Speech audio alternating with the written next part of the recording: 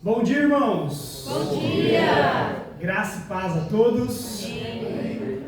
Todos que estão aqui, seja aqueles que vieram pela primeira vez ou estão aqui há vários domingos, sejam todos muito bem-vindos a mais um culto.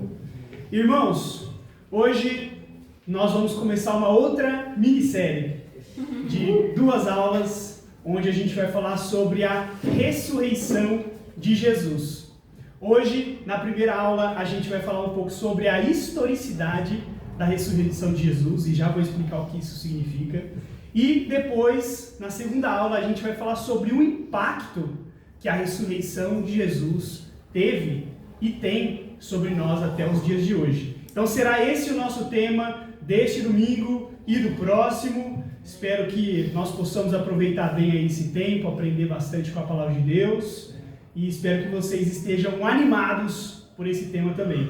Amém. Antes de mais nada, vamos começar com uma oração e aí a gente começa o nosso assunto. Senhor Deus, meu Pai, obrigado por mais um domingo. Obrigado por estarmos aqui para poder louvar o Senhor, adorar o Senhor, edificar uns aos outros, nos encorajar e tudo isso para a honra e glória do Senhor. Pai, vamos falar de um tema tão importante agora, que é a ressurreição do Senhor Jesus. Que o Senhor possa nos ajudar abrindo nossos corações, as nossas mentes, me ajudando também com o Espírito Santo para poder comunicar isso da melhor forma possível para os meus irmãos. É isso que eu te oro, Pai, e te peço em nome do Senhor Jesus Cristo. Amém e amém. Amém. Bem, irmãos, então por que esse tema da ressurreição? 3 pontos importantes que eu queria poder trazer para você, porque que eu gostaria de poder falar desses assuntos nesse domingo e no próximo. O primeiro deles é porque o cristianismo se baseia em fatos reais. E a historicidade, que é a primeira aula que a gente vai falar hoje, é exatamente, a gente vai tentar provar de maneira histórica que os fatos que a Bíblia relata sobre a ressurreição de Jesus são verdadeiros. Amém. O cristianismo ele é diferente de outras religiões e de outras filosofias, onde a historicidade do seu criador é independente, porque o que vale são os seus ensinamentos, as histórias, os valores morais que aquilo que esse fundador falou. O cristianismo é totalmente diferente. Os fatos serem reais é o que baseia o cristianismo. Por exemplo, se Jesus não nasceu, não viveu, se Jesus não morreu na cruz por nós, pelos nossos pecados, e se Jesus não ressuscitou de fato, todo o cristianismo cai e não subsiste. Paulo até fala sobre isso aqui em 1 Coríntios 15, e fala assim: se Cristo não ressuscitou, é inútil a nossa pregação, como também é inútil a fé que vocês têm. Paulo deixa muito claro que a gente afirmar de todo o coração que Jesus ressuscitou, que ele veio em forma humana, que ele é o Filho de Deus, que ele morreu na cruz por nós, é o Evangelho. E é isso que nos salva, e é isso que mantém a nossa fé. Diante disso, várias pessoas, desde o tempo dos cristãos, de Jesus e dos apóstolos, pessoas tentaram desmentir esses fatos, começando pelo fato mais importante, que é a ressurreição. Porque se Jesus morreu na cruz e morreu pelos nossos pecados, é exatamente a ressurreição que comprova isso. Então, os críticos, sejam os judeus da época de Jesus, sejam críticos de várias épocas, tentaram desmentir, criando teorias acerca dessa falsa ressurreição de Jesus. E aí a gente vai ver aqui hoje, vai ver sobre essas falsas teorias. E a gente vai discutir isso conforme o texto bíblico também.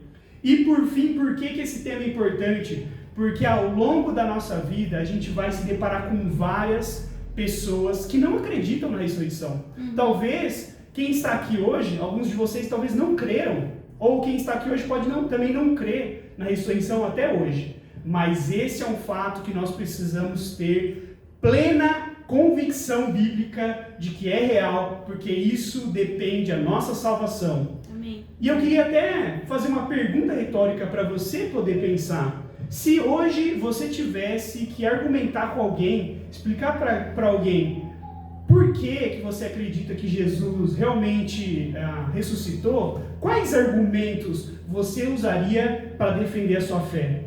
Você estaria pronto para mostrar evidências sobre essa afirmação que você faz? E aí? Então, por tudo isso, que é importante o tema que a gente vai começar hoje a tratar. Amém? Amém. Prega, Vitor. Para começar, então, nós vamos ler o texto que está lá em Marcos, capítulo 15. E esse é o nosso, então, tema do nosso da primeira pregação, né, de hoje, historicidade da ressurreição de Jesus. É isso que a gente vai falar hoje. E sobre isso, então eu queria que todos abrissem lá em Marcos, capítulo 15. A gente vai ler exatamente o relato do sepultamento de Jesus e depois sobre a ressurreição de Jesus. E eu espero que vocês possam prestar atenção nesses textos, porque eles vão servir de base para a gente responder aquelas teorias que eu falei para vocês, que a gente vai apresentar depois. Teorias contra o cristianismo. Amém? Amém. Marcos capítulo 15, a gente vai começar do 42 e depois vai seguir o texto até o final de Marcos 16. Então começa assim: era o dia da preparação, isso é, véspera do sábado. Ao cair da tarde, José de Arimateia, membro de destaque do Sinédrio, que também esperava o reino de Deus, dirigiu-se corajosamente a Pilatos e pediu o corpo de Jesus. Pilatos ficou surpreso ao ouvir que ele já tinha morrido. Chamando então o centurião, perguntou-lhe se Jesus já tinha morrido. Sendo informado pelo centurião, entregou o corpo a José. Então José comprou um lenço de linho, baixou o corpo da cruz, envolveu-o no lenço e colocou um sepulcro cavado na rocha. Depois fez rolar uma pedra sobre a entrada do sepulcro. Maria Madalena e Maria, mãe de José, viram onde ele fora colocado. Quando terminou o sábado, Maria Madalena, Salomé e Maria, mãe de Tiago, compraram especiarias aromáticas para ungir o corpo de Jesus. No primeiro dia da semana, bem cedo, ao nascer do sol, elas se dirigiram ao sepulcro, perguntando umas às outras: quem removerá para nós a pedra da entrada do sepulcro? Mas quando foram verificar, viram que a pedra, que era muito grande, havia sido removida.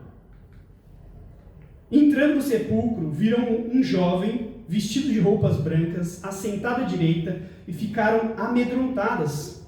Não tenham medo, disse ele. Vocês estão procurando Jesus, o Nazareno, que foi crucificado.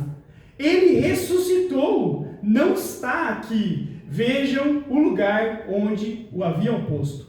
Vão e digam aos discípulos dele e a Pedro: ele está indo adiante de vocês para a Galileia. Lá vocês o verão, como ele lhes disse. Tremendo e assustadas, as mulheres saíram e fugiram do sepulcro e não disseram nada a ninguém, porém, porque estavam amedrontadas. Quando Jesus ressuscitou, na madrugada do primeiro dia da semana, apareceu primeiramente a Maria Madalena, de quem havia expulsado 7 demônios.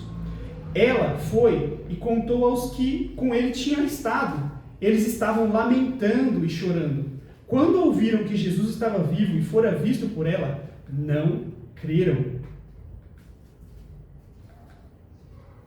Depois, Jesus apareceu noutra forma a 2 deles, estando eles a caminho do campo. Eles voltaram e relataram isso aos outros, mas também nestes eles não creram. Mais tarde apareceu aos 11, enquanto eles comiam, censurou-lhes a incredulidade e a dureza de coração, porque não acreditaram nos que o tinham visto depois de ressurreto. E disse-lhes: vão pelo mundo todo e preguem o evangelho a todas as pessoas. Quem crer e for batizado será salvo, mas quem não crer será condenado. Depois Jesus apareceu noutra forma, que aqui foi repetido. Estes sinais acompanharão os que crerem. Em meu nome expulsarão os demônios, falarão novas línguas, pegarão em serpentes, e se beberem algum veneno mortal, não lhes fará mal nenhum. Imporão as mãos sobre os doentes, e esses ficarão curados. Depois de lhes ter falado o Senhor Jesus foi levado ao céu e assentou-se à direita de Deus. Então os discípulos saíram e pregaram por toda parte, e o Senhor cooperava com eles, confirmando-lhes a palavra com os sinais que acompanhavam. Amém. Leitura até aqui pra gente. Então, vejam, esse é o relato do sepultamento e depois da ressurreição de Jesus. E os evangelhos, percebam que os evangelhos, eles dão especial atenção a esses fatos, crucificação, sepultamento e ressurreição, exatamente por serem o principal ali de Jesus. Veja como é detalhado todos os evangelhos quando falam dessa situação. Olha quantos detalhes eles dão. E se você vai ver os outros relatos, eles são até mais extensos do que Marcos. Marcos é um resumo de tudo. Então a gente vai, além de a gente ler esse versículo de Marcos aqui, mas a gente vai também usar alguns trechos de relatos dos outros evangelhos que complementam isso. Além disso, uma primeira evidência da historicidade de Jesus é exatamente os 4 relatos dos evangelhos. Muitas pessoas acham que eles foram criados pela Igreja Católica, foram criados, não sei, para poder subverter as pessoas, como se fosse uma história de carneirinho, história para boi dormir, né, como as pessoas dizem. Mas não, são relatos históricos de 4 pessoas diferentes, com pontos de vista diferentes, mas que contam a mesma história. E a gente nem sabe, na verdade, se eles tiveram contato uns com os outros para poder formular essa história. A gente sabe que eles escreveram da própria perspectiva deles. E isso já é uma evidência histórica muito forte.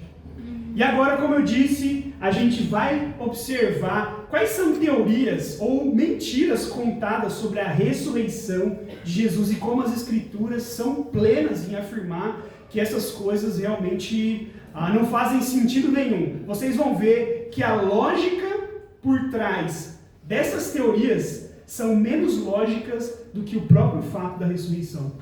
Que a gente pode crer de fato que Jesus ressuscitou. Então a primeira teoria, que ela foi apresentada lá, por exemplo, no século XIX, XX, quando pessoas elas tentaram, nessa época, pessoas estavam tentando mostrar o mundo de uma forma muito racional e científica. E tentaram também fazer isso com os evangelhos, com os relatos de Jesus. Explicar cada milagre de Jesus de uma maneira científica e tentar explicar o que aconteceu de uma maneira lógica com essa ressurreição de Jesus. Então eles falam essa teoria do túmulo vazio.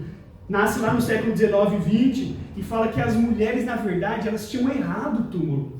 Na verdade, elas entraram em um túmulo errado, um túmulo que não era aquele de José de Arimateia, e como elas viram o túmulo vazio, elas falaram, ele ressuscitou. É isso, ele ressuscitou porque o túmulo está vazio. E aí as pessoas formularam essa ideia errada, né?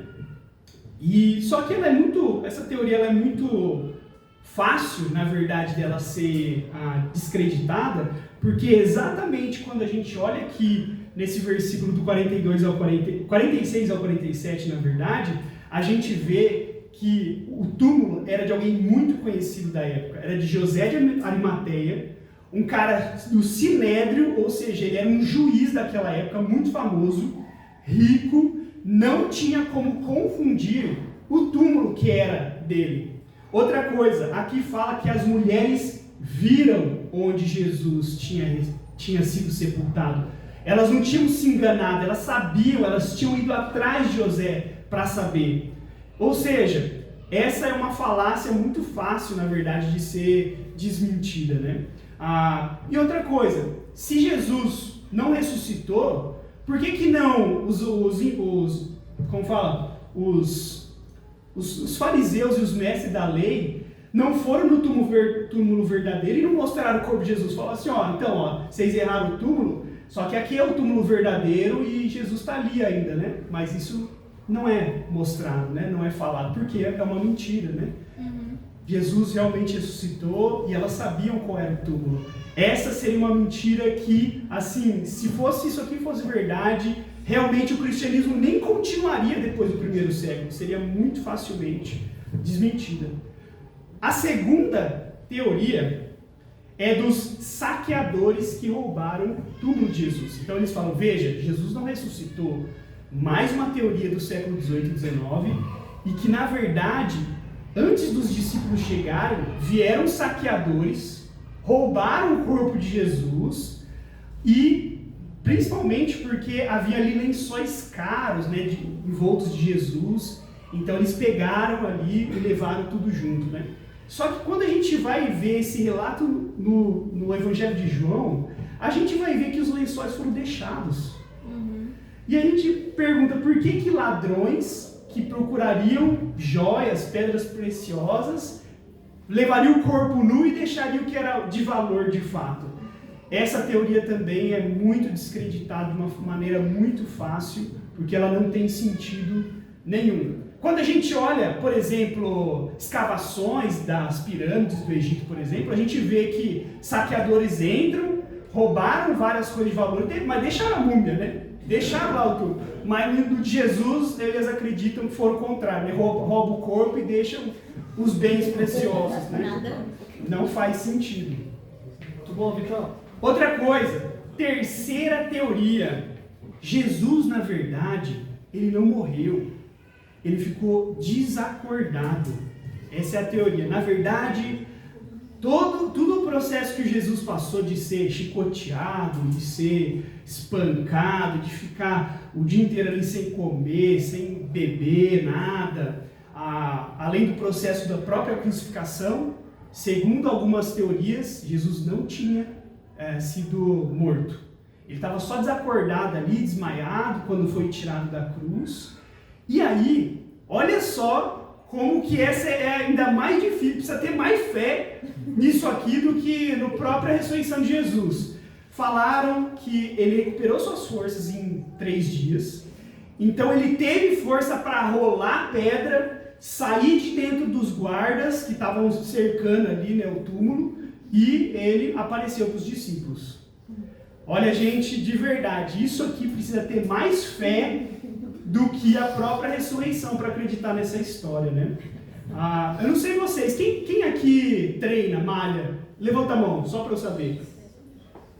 Algumas pessoas aí, né, malha? Gente, eu tenho o hábito de malhar, eu malho praticamente todos os dias, e eu posso falar para vocês, eu fico com gripe, eu não consigo pegar a metade do peso que eu pego geralmente. Aí as pessoas vão me dizer que Jesus, ele consegue, depois de ser crucificado, depois de 2, 3 dias, remover uma pedra que estava selada e que era para ser removida por várias pessoas, força de vários homens. Olha só, eu peguei uma ilustração aqui da minha Bíblia para mostrar para vocês como que era, mais ou menos, essa pedra era colocada. Ela tinha um vão ali, e ela era puxada, então, de uma forma que quem estava por dentro não conseguia puxar direito. A força que deveria ser aplicada deveria ser de fora. Jesus, mesmo que fosse um super-homem ali, ele não teria força para empurrar a pedra, porque ela está presa, e a força que deveria ser exercida deveria ser de rolar ela por fora, né? Então, assim, é mais uma teoria que não tem cabimento. Além disso, uma outra coisa que as próprias escrituras mostram pra gente é que Pilatos, ele pediu para o centurião confirmar se Jesus tinha morrido mesmo ou não. E Jesus tinha morrido. Vocês acham que o Império Romano, depois de crucificar alguém, ia deixar essa pessoa viva? Sabe? Depois de receber uma punição que era para a pessoa morrer, não, agora pode deixar ela viva aí, pode certificar, não precisa nem certificar que ela morreu, pode tirar ela. Então essa é uma teoria, ela é muito, também muito fácil de ser explicada, né, por nós. E essa teoria, ela tem base, na verdade, não sei se alguém aqui conhece, historiador chamado Flávio Joséfo. Flávio Joséfo foi um historiador do 1º século, ele era judeu, e tem um relato dele de que uma vez ele já era comparsa ali do Império Romano, e ele pediu para o imperador, falou assim, olha, tem 3 amigos meus aqui que estão sendo crucificados, eu posso pedir para descer eles, porque eu tenho muita amizade com eles, compaixão com eles, posso descer eles? E o imperador deixou. Só que veja, os 3 eles foram tirados vivos da cruz e receberam, receberam cuidados médicos no mesmo momento. 2 deles morreram, mesmo com cuidados médicos e mesmo sem conseguir, sem ficar muito tempo na cruz, né? Então, ou seja, de toda a história do Império Romano, das crucificações, além de Jesus só existe uma pessoa que ela foi retirada viva da cruz, mas ela só sobreviveu porque ela teve cuidados médicos. É uma raridade que isso aconteça. E Jesus, na verdade, a gente vê que os soldados fizeram questão de matar ele. Enfiaram a lança do lado dele para certificar que ele tinha morrido. E ali saiu sangue, saiu água ali daquela porção da costela dele para ter certeza da morte dele. Então, não foi algo que Jesus ficou desacordado e saiu sozinho da pedra. Não faz sentido nenhum essas acusações. Uma outra coisa que eu acho essa também muito descabível, mas para mim eu fico triste porque foram teólogos liberais que pensaram isso, é que Jesus, na verdade, ele não ressuscitou de uma forma literal. Na verdade, o que aconteceu, ele morreu, só que como ele está nos nossos pensamentos, ele ainda vive. Se os ensinamentos dele ainda estão sobre nós, quer dizer que ele ainda está vivo aqui entre nós, né? Porque os ensinamentos dele estão presentes.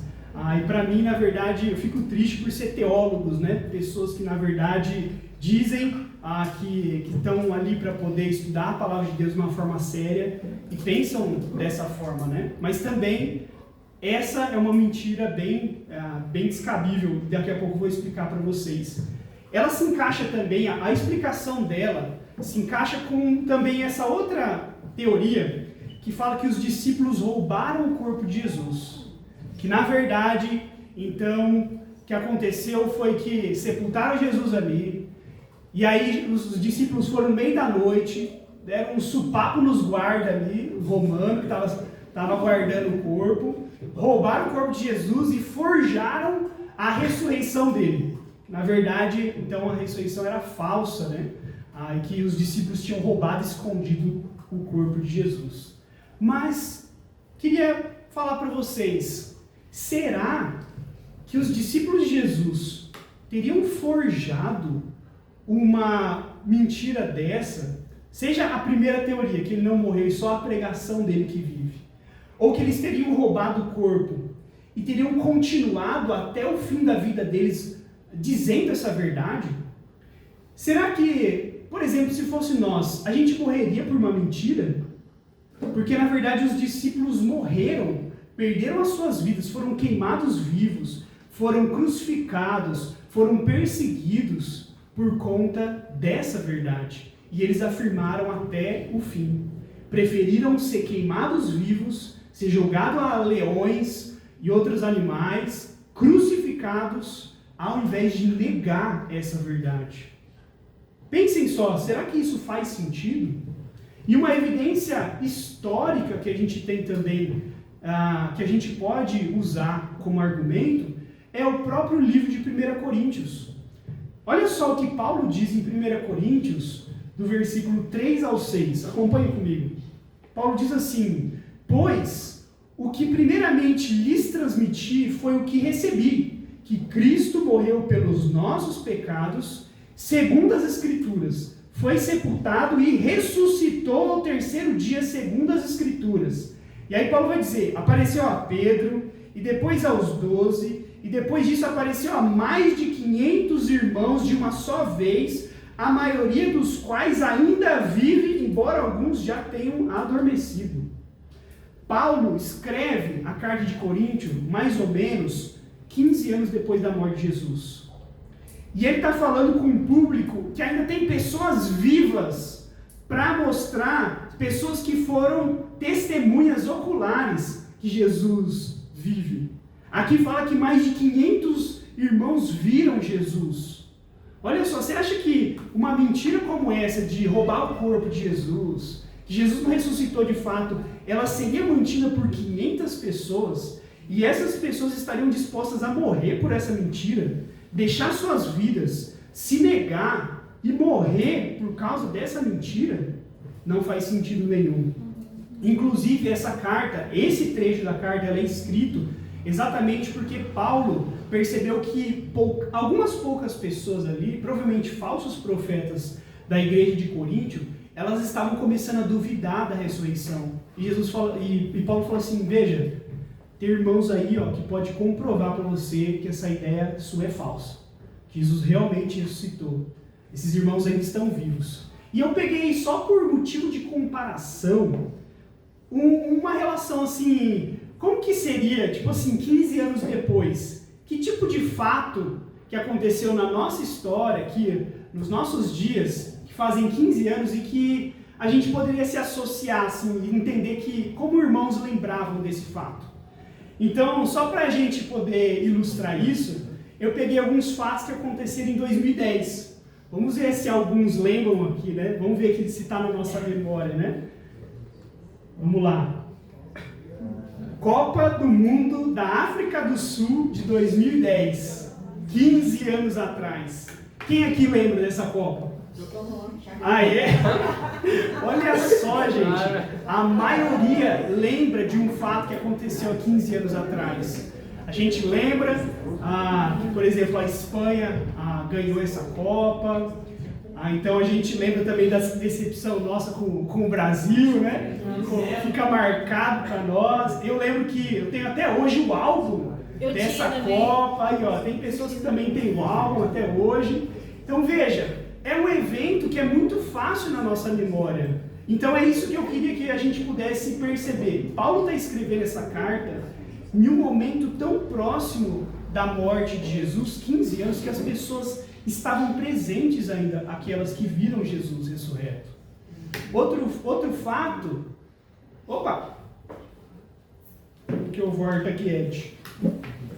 Outro fato também interessante, talvez você não é do futebol, mas você pode lembrar que, por exemplo, nesse ano 2010, foi o ano que a Dilma Rousseff foi presidente do Brasil. Fato que muitas pessoas sabem. Ou fatos internacionais, foi o ano que resgataram mineradores chilenos. Ficaram presos por vários dias.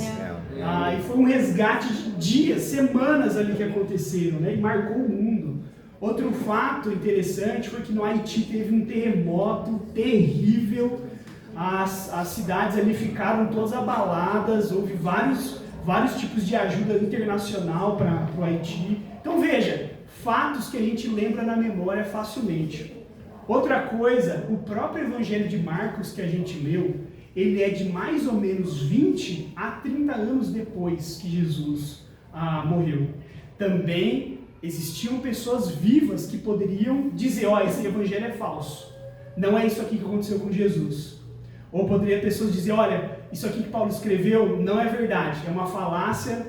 Mas sabe o que aconteceu com o cristianismo? O cristianismo, ele perseverou e ele cresceu muito no primeiro século, ele se espalhou, porque essa era uma verdade real que Deus colocou sobre nós. Um fato histórico comprovado para nós. Então veja, todas essas teorias, ou para mim, mentiras, elas são até menos lógicas do que o próprio Evangelho, do que a própria Escritura. Nós precisamos ter um coração muito duro, na verdade, como o dos fariseus, para negar essas coisas que aconteceram. Veja, os fariseus tiveram várias oportunidades, e líderes religiosos, várias oportunidades de poder crer que Jesus era o Messias e o Filho de Deus. Ele fez vários milagres, ele tinha vários discípulos. Jesus, ele cumpriu as Escrituras, ele ressuscitou, e os próprios discípulos dele continuou a missão dele, fazendo milagres também, os mesmos milagres que Jesus fez. Mas veja, é mais fácil continuar mentindo, né, e dizer, não, Jesus foi um mágico. Não, veja, os discípulos roubaram o corpo de Jesus. Não, veja, esses caras que estão aprontando aqui na cidade de Jerusalém, na verdade eles estão fazendo algazarra aqui, estão subvertendo as pessoas. é mais difícil manter esse coração duro do que até acreditar no próprio fato que Jesus ele é o Messias e veio para morrer por nós. E com isso, eu queria que nós aqui não fiquemos com o coração duro frente a tantas evidências que a gente tem que Jesus é Senhor, Ele é Deus, Ele ressuscitou da cruz, Ele morreu pelos nossos pecados e Ele vive. Amém. Glória a Deus. Então eu queria, para finalizar, fazer algumas aplicações gerais para a gente dessa primeira pregação. Primeira consideração que eu queria fazer: a ressurreição de Jesus é um fato real. E assim como toda a história do Evangelho, dos 4 Evangelhos, tem como objetivo mostrar que Jesus é de fato o Messias e Filho de Deus. Eu espero que eu e você, a gente possa crer nessa verdade. Espero que, se você talvez tenha dúvida dessa mensagem, que você possa analisar de coração essas escrituras e analisar o porquê que ainda existe dúvida no seu coração sobre esse assunto. Que a gente não seja como aqueles fariseus, sabe? Que dentro de tantos milagres, dentro de tantas maravilhas, ainda assim conseguiram não ver Deus agindo nessa situação. E eu também indico para você, se você quiser se aprofundar mais também nesse assunto, esse aqui é um filme que é baseado, na verdade, num livro que tem esse mesmo nome, Em Defesa de Cristo. Esse é um autor, chama Lee Strobel. Ele era um jornalista que ele foi começar a escrever, ele era um colunista de um jornal, e ele foi começar a escrever vários relatos, na verdade, várias colunas ali de jornal semanalmente, falando mal do cristianismo. E conforme ele foi estudando sobre esse assunto, ele se converteu.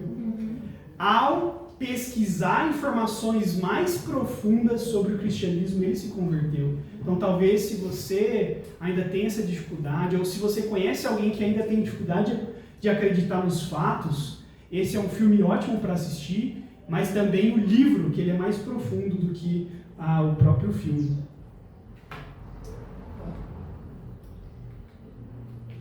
Consideração número 2.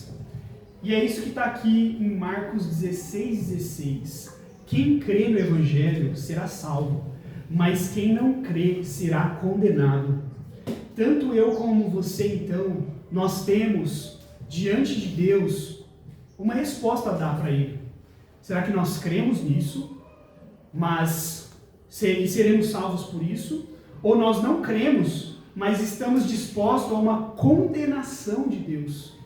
Se você não crê nesses fatos, qualquer um deles, nos milagres de Jesus, que Ele é o Filho de Deus, que Ele morreu na cruz pelos nossos pecados, e que Ele ressuscitou, qualquer dúvida em relação a isso, é exatamente o que o texto está dizendo aqui: não crer e ser condenado por não crer.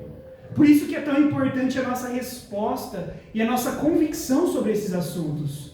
Eu espero que você tenha convicção firme dessas coisas que foram apresentadas aqui hoje, mas se você ainda não tem, que você possa buscar ter mais confirmação dessas coisas, porque você vai responder diante de Deus sobre isso. E por fim, isso, diante de nós aqui, uns aos outros, nós deveríamos nos encorajar com essas mensagens. Cristo morreu por nós, e é por isso que a gente está aqui reunido, que a gente possa continuar a glorificar Deus com a nossa vida, porque Ele vive e a gente crê nisso. Que a gente se encoraje em cada desafio do dia a dia com essa verdade de que Cristo ressuscitou e Ele pode fazer qualquer coisa na nossa vida se a gente crê nele. Crê que Deus é capaz de fazer essas coisas por nós. Mas também essa é uma mensagem para a gente alcançar os de fora. Aqueles que ainda não creram, aqueles que ainda não entenderam, precisam ouvir essa mensagem, porque eles estão perecendo. Eles estão perecendo apenas por não saber dessa mensagem, mas também por não crer. Que a gente possa ter esse compromisso com os de fora também. Uns com os outros, mas com os de fora, com essa mensagem do Evangelho. Amém? Amém. Queria fazer uma oração então para a gente finalizar esse tema. Pai amado, meu Deus, obrigado por essa pregação. Obrigado, Deus, porque na própria palavra o Senhor nos deu tantas evidências, Deus, dos seus fatos históricos, de que Jesus existiu, que Jesus ele morreu na cruz, ele ressuscitou por nós. Podemos ter a certeza da nossa salvação quando cremos em Jesus e somos batizados por isso. Meu Pai amado, oro por aquelas pessoas que ainda têm dúvida no seu coração, que elas possam, Deus, de fato abraçar essa verdade e ao máximo buscar entender essas coisas de uma forma espiritual e o que isso implica na vida delas. Pai amado, que nós possamos nos encorajar uns aos outros com essas mensagens de motivação, de encorajamento sobre a ressurreição de Jesus e que futuramente nós mesmos seremos ressurretos, assim como o Senhor foi.